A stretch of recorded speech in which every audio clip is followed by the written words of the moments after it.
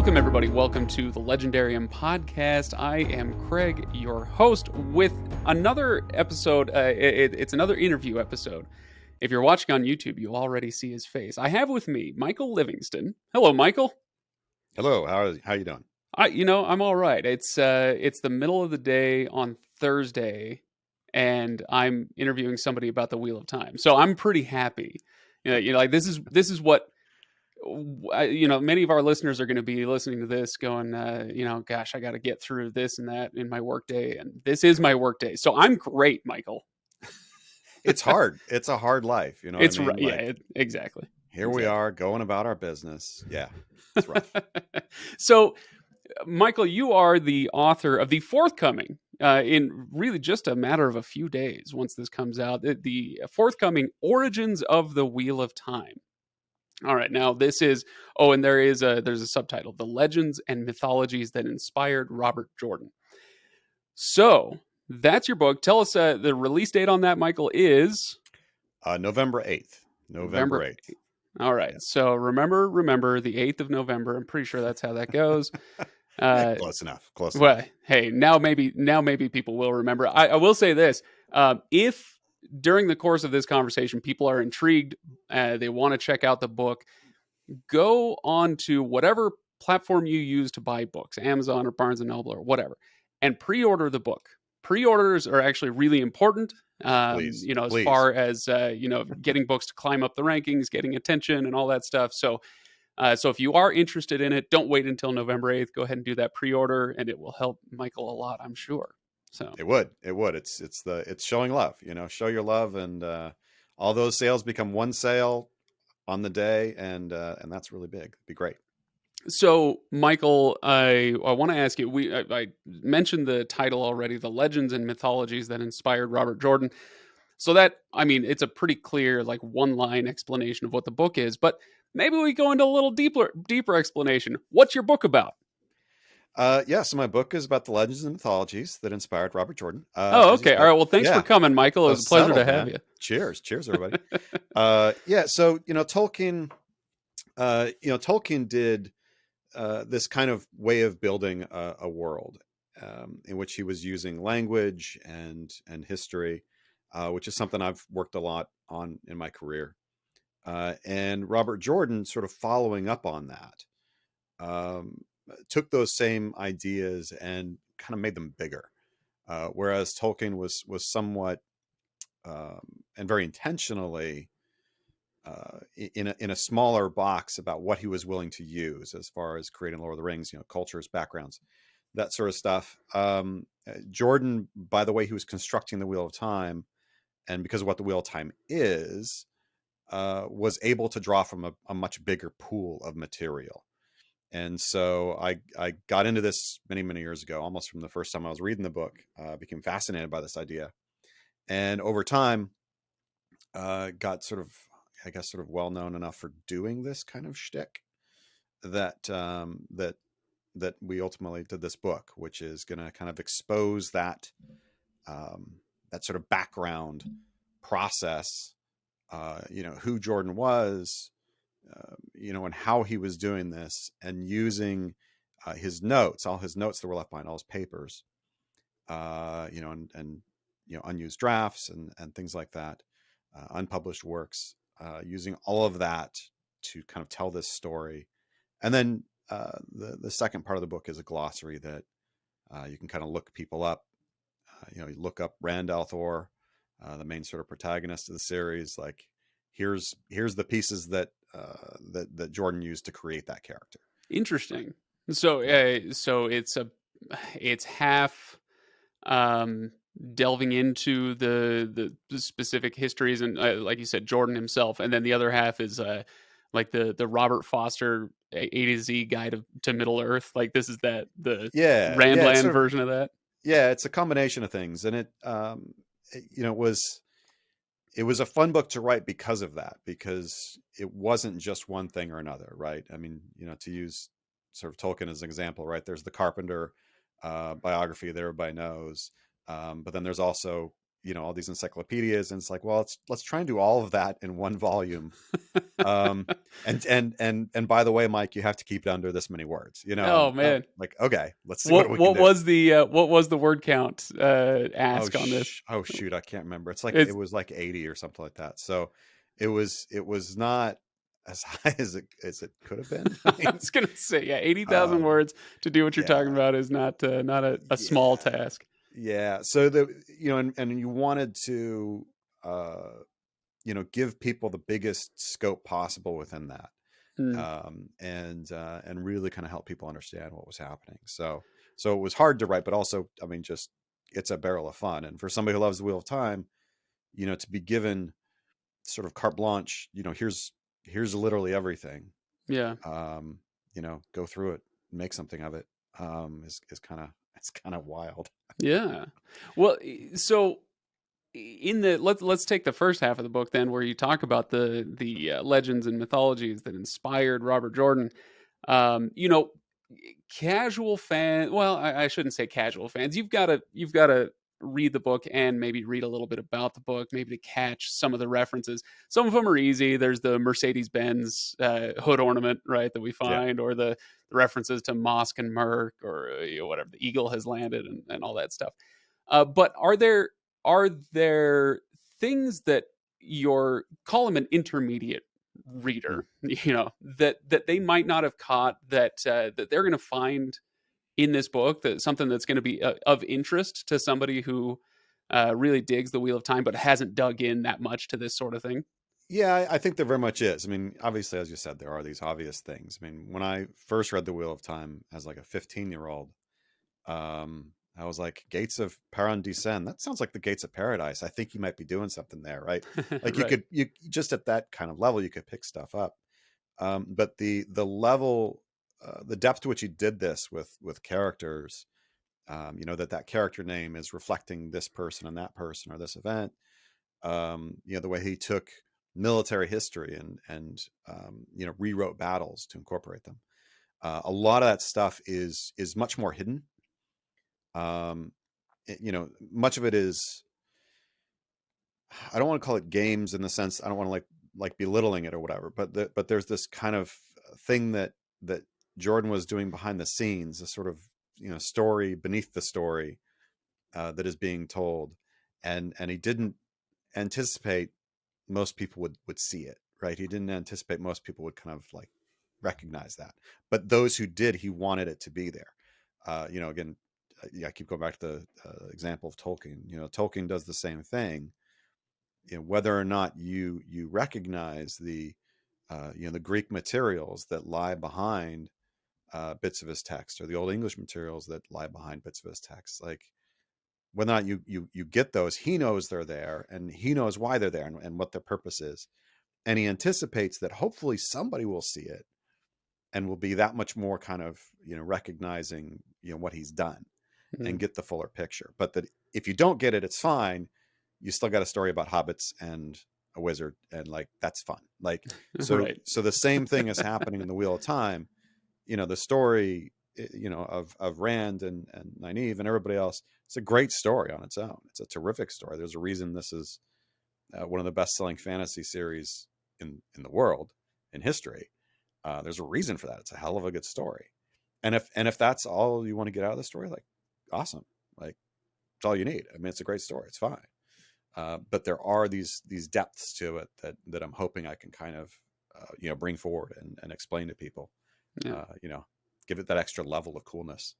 What was there, thinking back to when you're 15 or, older on subsequent rereads, was there a lightning bolt moment for you that got you really interested in the background, these mythologies and legends? Was Uh, there a bit in the text where you're like, you know what, it's so cool that he incorporated X. I want to learn more about what else he might have thrown in there. yeah, I mean, there is, in the sense that I started reading them when they were 15. It was when they came out, Mm, because I'm old. Um, and I was reading these books through my graduate work. So, they were coming out, and I'm getting, my degrees, and I'm a medievalist. I do, medieval military history and medieval literature. And so as I'm going through all this medieval stuff, to be seeing him using medieval materials, uh, I was like, I could kind of do this. I could like write an article on this kind of stuff. Like I could Mm, actually like make this kind of an academic endeavor, and nobody really is doing that. Nobody's treating this academically. Tolkien studies is now kind of a valid thing, but even mm. as I was at that stage, Oh, Tolkien not in studies the was, 90s. No way. yeah, it was still Yeah. kind of coming up, and so the idea that well, you could do this with Jordan as well, I became very enamored with. And then as as things developed, I got a job at the Citadel, which was his alma mater. I'm actually, I'm recording this actually at his desk. I'm sitting in his chair. That's There you go. kind of odd that happened, but but that did. And not long after I was here, I met him once. He was already very ill. I met him once, and then he died, and I was asked to give the sort of presentation, the academic defense. I don't know if defense is the right word, but like accolades, the academic accolades for him becoming a member of the South Carolina Academy of Authors. And it was just a couple months after he died. And in giving that speech, writing that speech, and giving that speech, I was like, man, this is really, this needs to be done. Like somebody needs to really do this. Um, and it happened that his widow Harriet was watching that, and that sort of sparked everything coming together. That really led me to this point.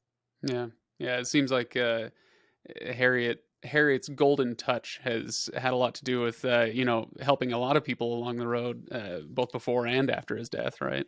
Yeah, she's Harriet's amazing. Harriet is a saint. And a If force of you, nature. yes, she is. She's absolutely a force of nature. She is absolutely incredible, um, and and hasn't lost anything. She went over the book. I got edits from her. Um, Her edits were like spot on. I'm like, God, why didn't I do that? I feel like an idiot that because they were such good edits, and I'm like, man, I'm learning just even better how to write, getting her edits. She's just so good.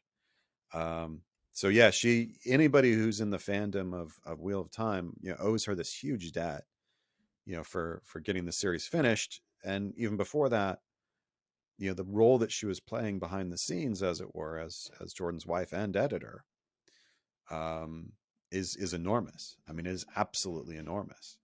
And getting into the notes, you really see that. You can see her hand in things. It's really quite incredible. And yeah, to have her blessing with this and everything was cool. Yeah, no doubt. I met her very briefly at a Jordan Con a few years ago, but haven't had the kind of FaceTime that I'm sure would be required for a book like this, and that would be quite a Yeah, gift. yeah, she's just cool. Like there's people like that can sometimes be not cool, I will say, but she is absolutely just cool. I adore her. I No, adore her so much. she's that's she's cool. just great.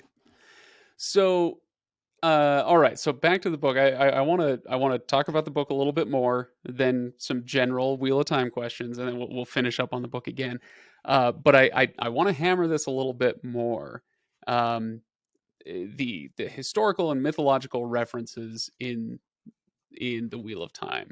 Do you have, is there like a count? Do you have a spreadsheet where it's like, hey, and by the time I got to line 386, I just stopped counting. There are too many references. Or is there a count? He did this many references.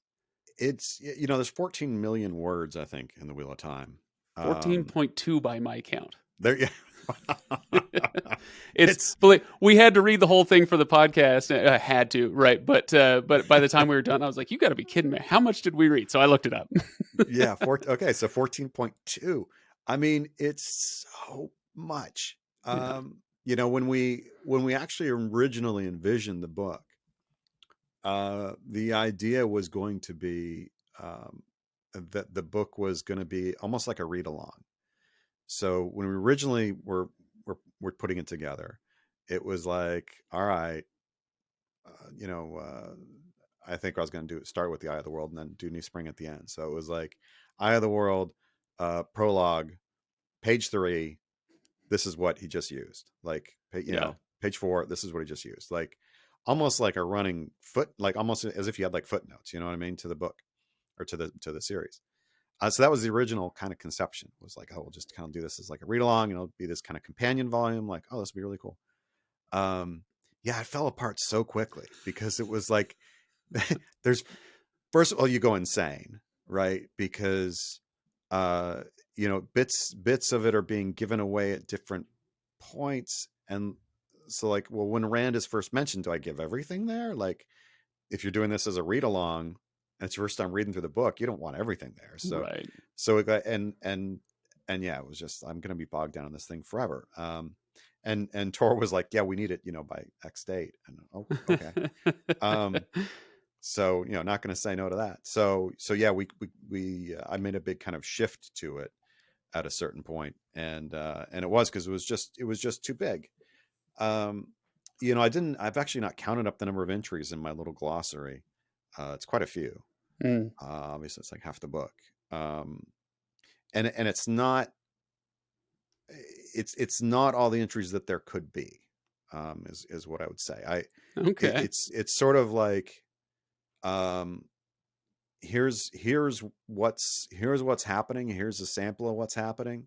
These are the things I think are particularly important or particularly interesting. But this work could be done to like so much more. Like, there's just so much more of this happening. Do You you, know, do you that I feel just like can't do.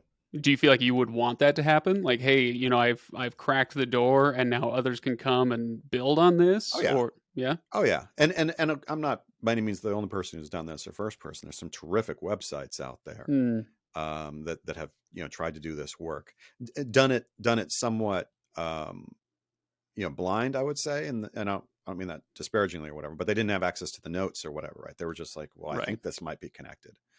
Whereas I was able to work, you know, from somewhat of a position of privilege there to like see, you know, yeah, that's what he intended. It wasn't that, it was that. Like, here it is. Interesting.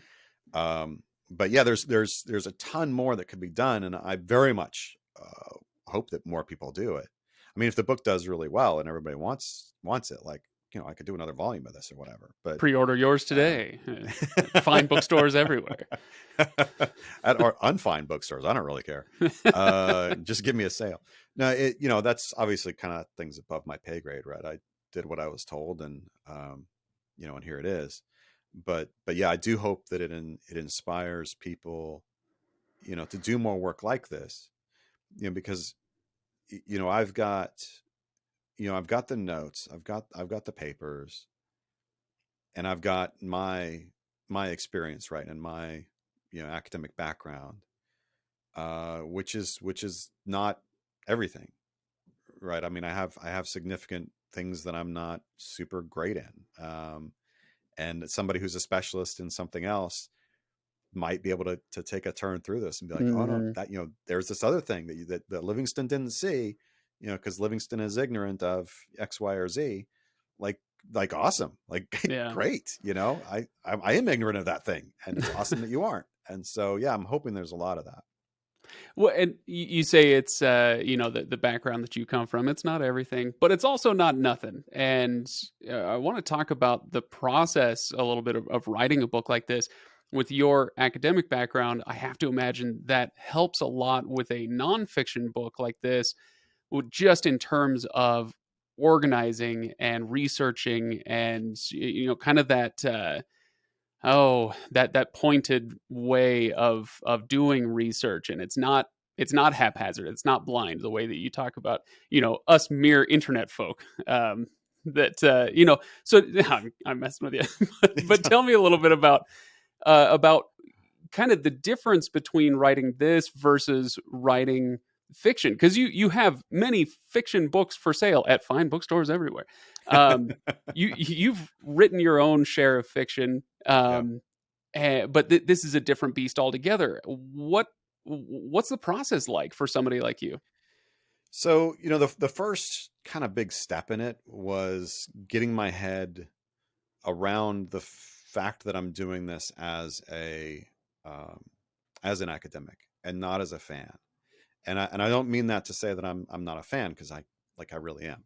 Right. But I had to kind of like check that at the door a little bit, Mm, because like I got work to do. Like when you're sitting there and you're thinking, I've got his handwritten notes in front of me, right?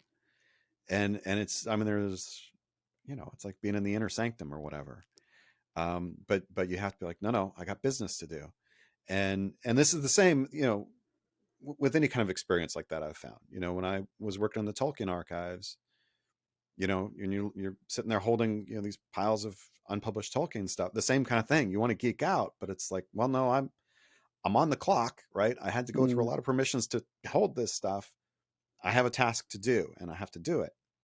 And so, there's that aspect of it that is, I don't want to say trained or whatever, but practiced, that you have to kind of yeah. step back.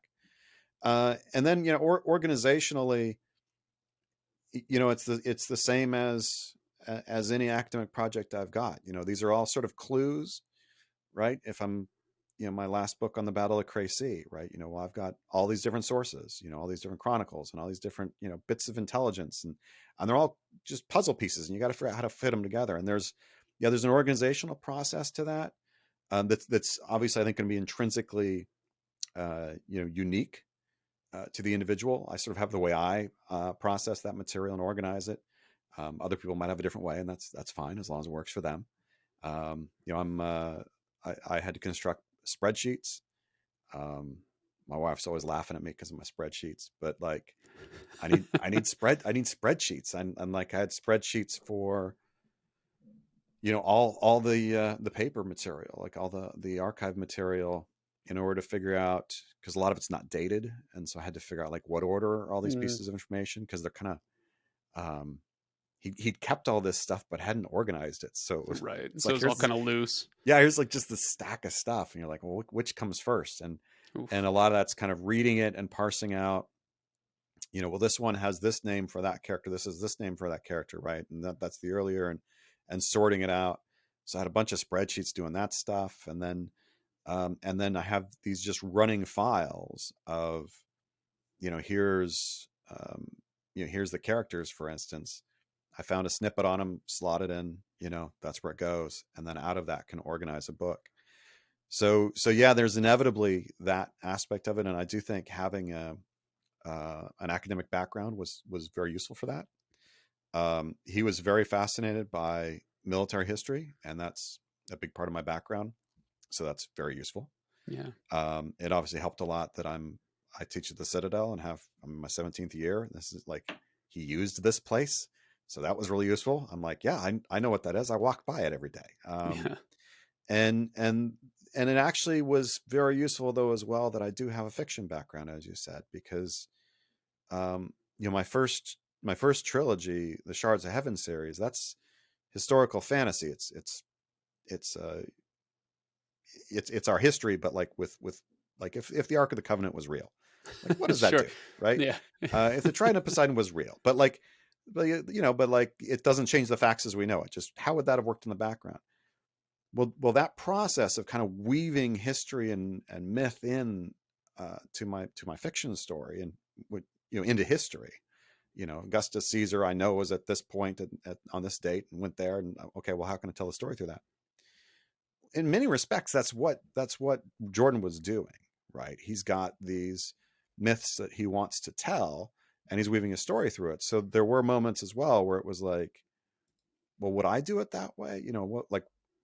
What would I be doing to try and, if I was going to try and fit something in here, and sort of like like reverse engineering my own thought process in order to be like, I probably would have grabbed it from this kind of thing. Well, let me see if that's where he got his thing from, right? And Mm. so doing that process, and then being, oh yeah, oh hell, there it is. So So it's it's kind of a almost combination of things. archaeological in a way. Oh, very much so. In some cases, is that right? Where you're like, well, I know he's using something here. I know he is. I think that it's in this kind of realm. Let me start digging. There it is.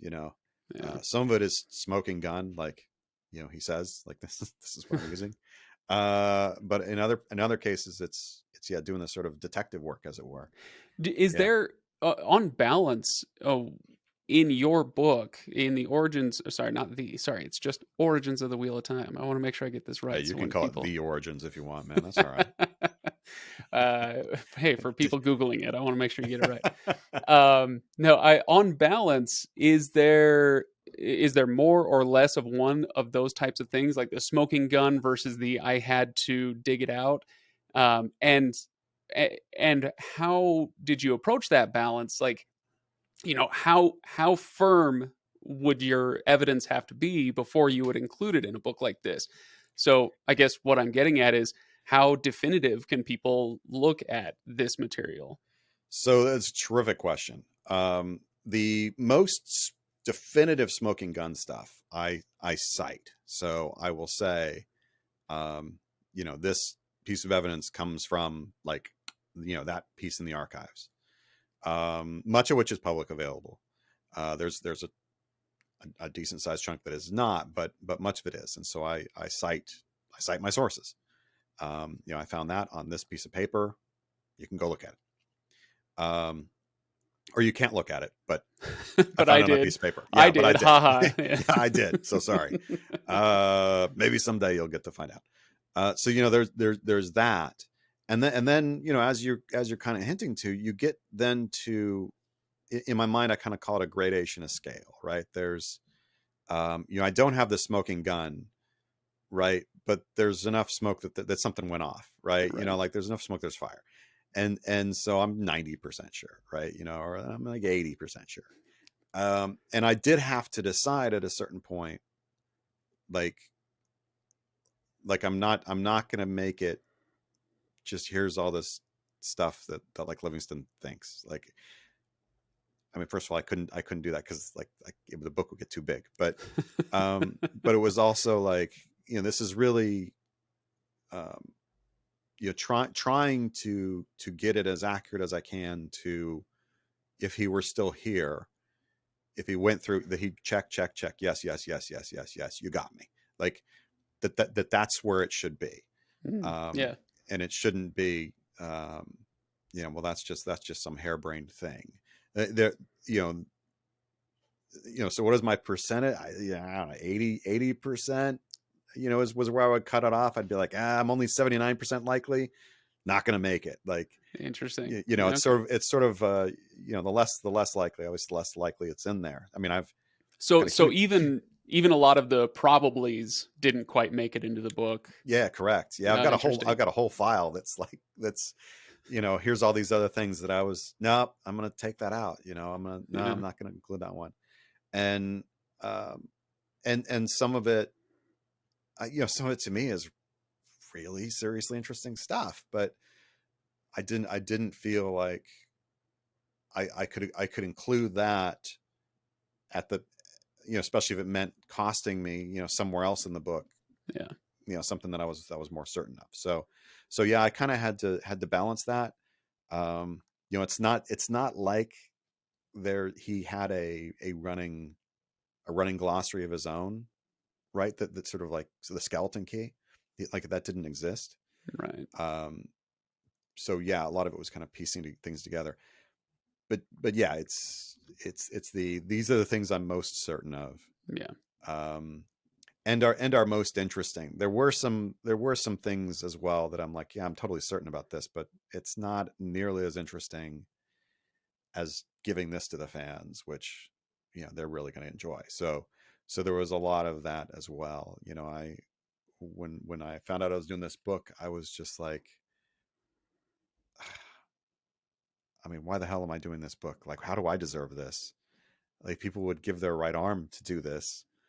Uh, so I have to kind of like I have to do it for them, right? Yeah. Yeah. And hopefully, do it as well as I can. So But yeah, speaking from the fans' perspective, I love the Wheel of Time. I cherish the Wheel of Time, but my first and foremost love will always be Tolkien's works.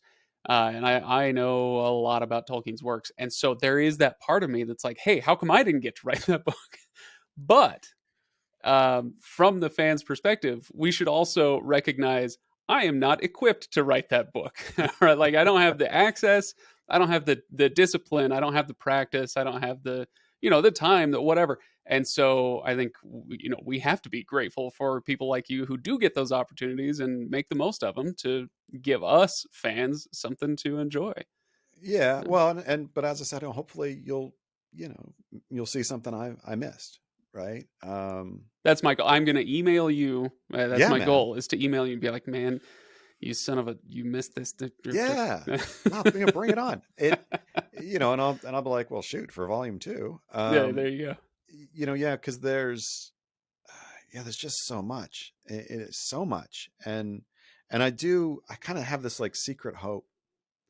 Um, and maybe I shouldn't say. I feel like if I say it, then like it's never gonna come true. But I'll say it Do it. Let's anyway. jinx it. Yeah, let's do it anyway. That you know, Tolkien. To use the example of Tolkien. Tolkien studies didn't take off effectively until Tom Shippey Mm-hmm. sort of makes it take off, and really, I mean, he's done several books on it, but it's really Road to Middle Earth, where he's just like, look, this stuff is like going on, like look behind the There's curtain. more than meets the eye. Right. And And suddenly people are like, oh yeah, shoot. And we got a whole bunch of books and lots of people, writing on Tolkien. Not much of it I think is garbage, um, but I fine. have no comment. No comment. Uh, you know, Yeah. fine. It's fine. So No, I know everything's what you fine.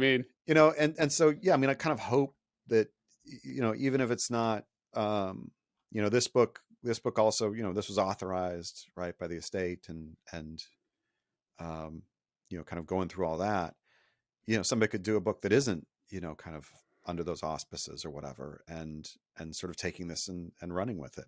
Yeah. I think would be amazing. I mean, if more people took this, I don't want to say took it seriously, because obviously fans take it very seriously, but like academics taking it very seriously. Yeah. No, I know what you mean. I know that even, here at the Citadel, um, when I first got here, I said, well, we should do a class, on that has Robert Jordan. I mean, English department, come on. And a colleague said, no, because that's not literature. And I was like, are you like, what are you talking about? You just want to slap somebody when they say Yeah, something like that. what are you doing? Yeah. And I was like, on what basis can you say it's not literature? Are you kidding? Like, and so yeah, if somehow like making the way safe for that is accomplished, like hell yeah. I mean, I'm glad you brought up Tom Shippey. I've had him in my mind this whole conversation. You seem Tom's a cool guy, by the way. Yeah, he's what a dude. And you mentioned like, hey, I'm sitting in Robert Jordan's chair. I'm in his office, whatever. And that was kind of Tom Shippey's thing. He followed Yeah. somewhat in Tolkien's footsteps and wrote those books. But the trick that he pulled off so well was specifically with the Road to Middle Earth, was not just to publish something that showed people the depths that you could just scratch at with that book, honestly, but to make it accessible, to make Yeah. it so that somebody, I mean, I read the Road to Middle Earth when I was 18 or 19, like I've just barely gotten into college, and I didn't know how to read something like that, but he made it accessible for me and interesting for me. And so it's the kind of thing that can, like you say, open up the doors for the floodgates that were opened by him. Yeah, So and it was one of the things that was in my mind, right? Is again, I'm writing this for the fans. It needs to be accessible to the fans. I'm not writing this for my colleagues. Like I'm not. they don't Like, even think this sorry. is literature. Okay. Well, So anyway, yeah, that forget those was guys. that was some years ago. I will say I'm not Okay, throwing fair enough. the current bunch out. But yeah, I want this to be read as widely as possible, and um, and at least the feedback that I've gotten from the few people who've been allowed to read it, because hardly anybody's been allowed to read it, they've kept it very much lock and key, has been that was accomplished, right? That I managed to explain this stuff in a in a way that is accessible, which is a little bit like hugely gratifying when I'm doing things like at one point talking about like Proto-Indo-European languages, right? And it's like, well, I mean, people who've read, Shippy are going to be like, yeah, I know exactly what the hell's going on. But yeah, trying to make sense of it, um, and also trying to give what you need to go find more, right? So, um, A trying to think of it. springboard for Yeah, yeah. and I can't give you to give you an example. Um, I talk about the very real battle that lies behind the last battle in Mm. the books. It's an absolutely real battle. It's modeled on that battle. Like it's that battle. Um, And this okay, so you're teasing this. We don't get to know what that battle is yet. Got to go read the no, book. you got to read and find Oh, okay, out. all Like, right. yeah, yeah, yeah, yeah, yeah. Not going to give away the farm here. Are you kidding? Come on now. Involves Napoleon. Anyway, so There's your tease, there's folks. your tease, the little Napoleon. It was a little tease, but um, so um, Uh, hand in heart, I said. So yeah, so I could talk about that like for pages and pages and pages and pages and pages, but like I don't have time to do that. Like I just need you to understand that's what's behind it, right? So I mean, yeah, yeah. there's a fair bit on it, but um, that was something else that was it was actually very difficult for me as an academic in that these are rabbit holes that what I'm paid to talk about, right? If you ask me about battle to be named later, um, the expectation is that I'm going to give an hour-long lecture on it, right? Like that's, Right. but you don't need that, right? As a fan, you just need to kind of see kind of what he's doing and kind of lock into that. That's all really you need. Even if I want to be like, dude, like, look at this, look at this. You're like, I really don't care. I just need to know that one fact. Okay, fine. So yeah, trying to give enough information that people can understand without, going off on tangents that they're not going to care about, and making it again as accessible as possible was, Yeah. yeah, really important, really important. Well, Michael, you've had your scholarly hat on, so to speak. Yeah, man. Your author's hat on. I want you to take it off and put on your fan hat. All right, Yeah. we'll do some quick fire, just wheel of time questions. All right, because Oh you're man. a huge fan of this series. Yeah. Obviously, have been since you were a teenager. Yeah. Um, when was the last time you read the series front to back for yourself? So I can't include Not this. Yeah, yeah, yeah. not This working for this. not working for the Oh, book. bloody hell. It'd be like right when Memory of Light came out. Okay, all right. Yeah, had to be Uh, ready. favorite book in the series? Eye of the World, no question. Okay, wow. All right, that was quick fire. Least favorite book in the series? Do I it. have to say Do it. one. Yeah, you got to do it. You got to do it. It's the Crossroads of Twilight. Okay, that's fair. That's fair. Sorry. Favorite character to read? Oh, now see that's tough, because that has changed as a result of this work. Oh, really? Oh, wow. Yeah. So the previous answer absolutely would have been Perrin. I'm a big fan of Perrin. Really, and it's not that I'm not now. Like that's not It's a not like thing. you lost admiration Yeah, for yeah. Perrin. No, Perrin's still like he rocks. So I love Perrin. But one of the characters I did not care that much for was Nynaeve, and doing this book let me see what he was doing, and now I really when I read now I'm like, let me get to Nynaeve again. I want to see what he's doing there. So I have a much right now my favorite character read is Nynaeve, just because I'm like I Wow. misunderstood everything, and so yeah, I'm really into that. I've always been a huge fan of Nynaeve, honestly. So, in reading Origins of the Wheel of Time, are people going to get a sense of what you're talking about and change their perspective on Nynaeve? I Is that in I the book? hope so. I hope so. I actually had like I had sort of much bigger.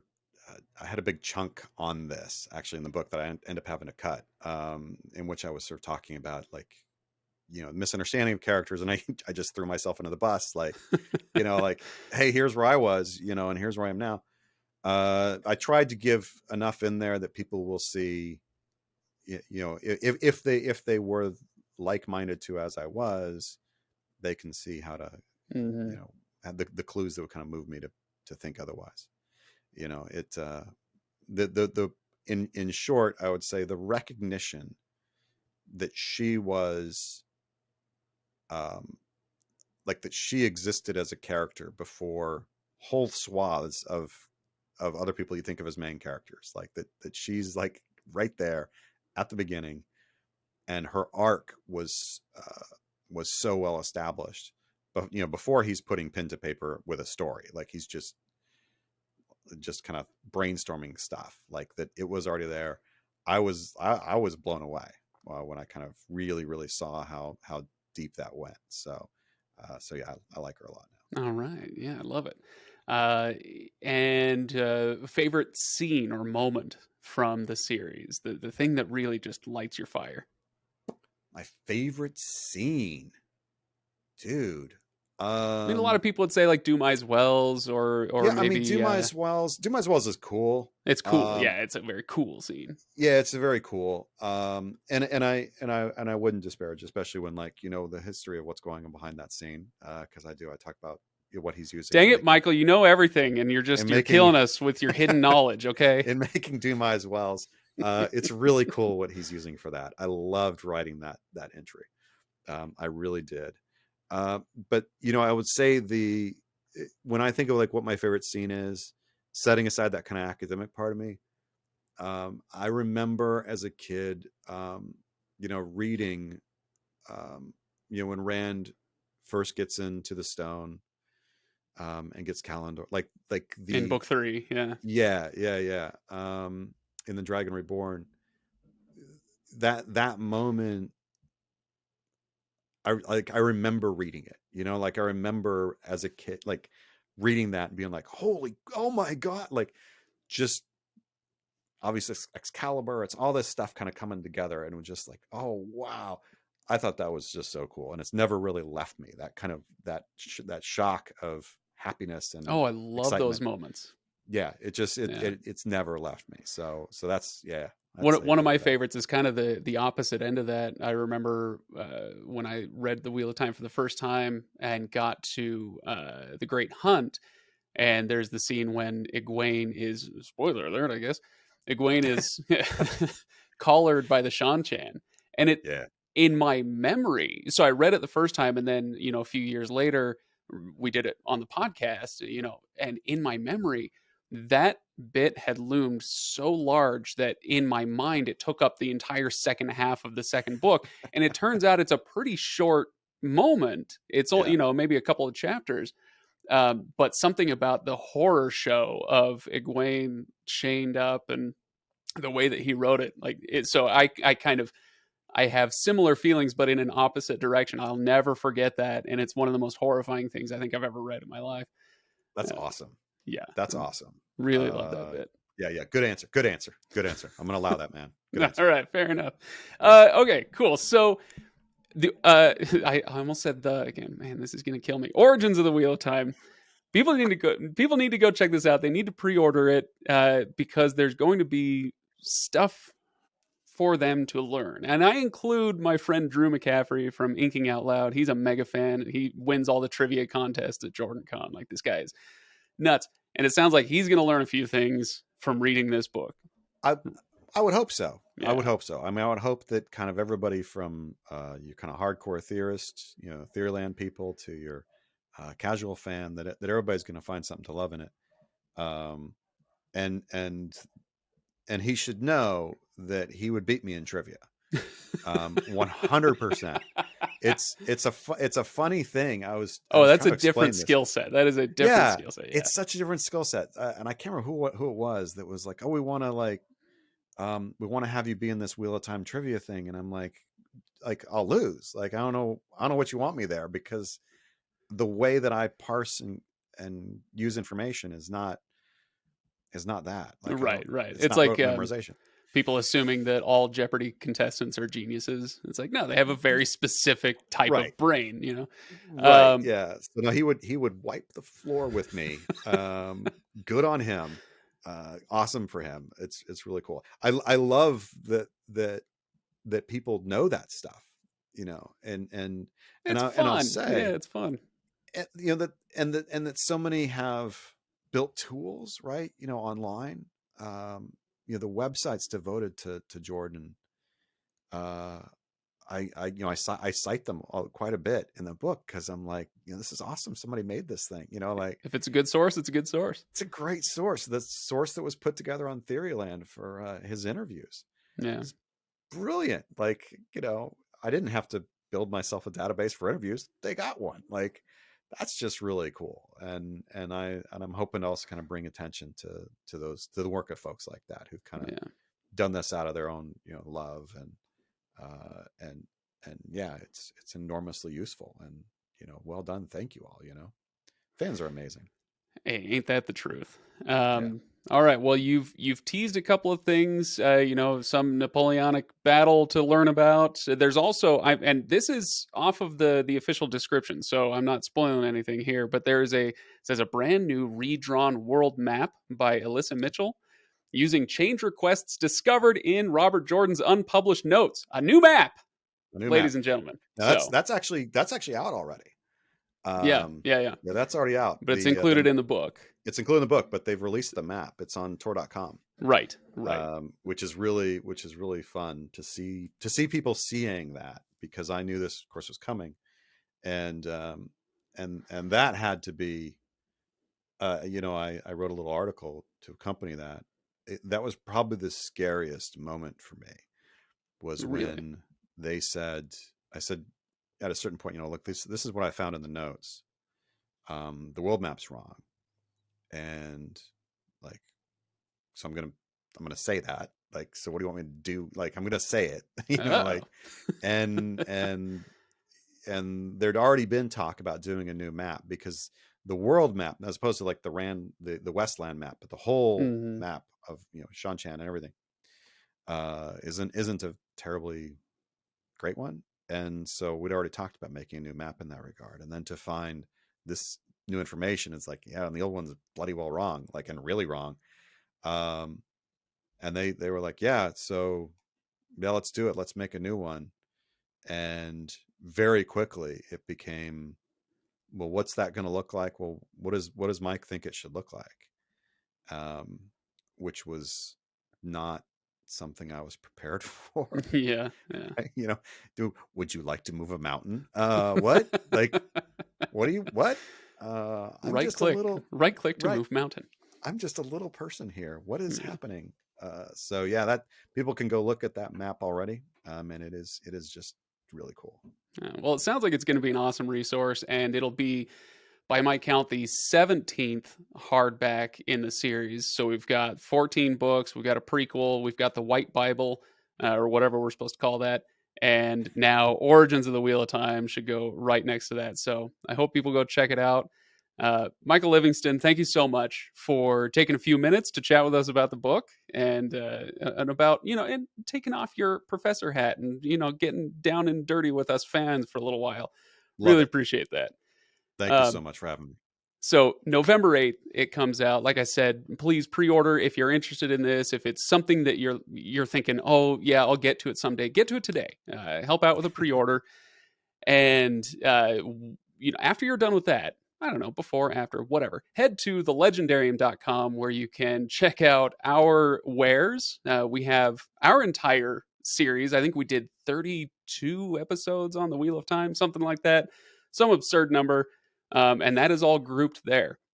Like I've said before, you can go, you know, on iTunes or Spotify or whatever, and you can find all of our episodes, the archive there. But sometimes it's hard because we didn't read book after, you know, one book after another. We intersperse other things. So if you're wondering what episode number, you know, all of our Robert Jordan episodes are on, you'll find that there at thelegendarium.com. You can also find the link to our Patreon, where you can support us should you so choose, and the link to Discord, where you can join in the conversation with the friendliest bunch of sci-fi fantasy nerds on the internet. It's a really delightful place. So thank you, everybody, for listening. And once again, thank you, Michael, for coming on. And hopefully I will see you, you know, in a few months when the press tour dies down and the holidays are over, and we want to do a full deep dive on the wonder that is Nynaeve. I'm really looking forward to that episode with you. Awesome. Thanks for having me.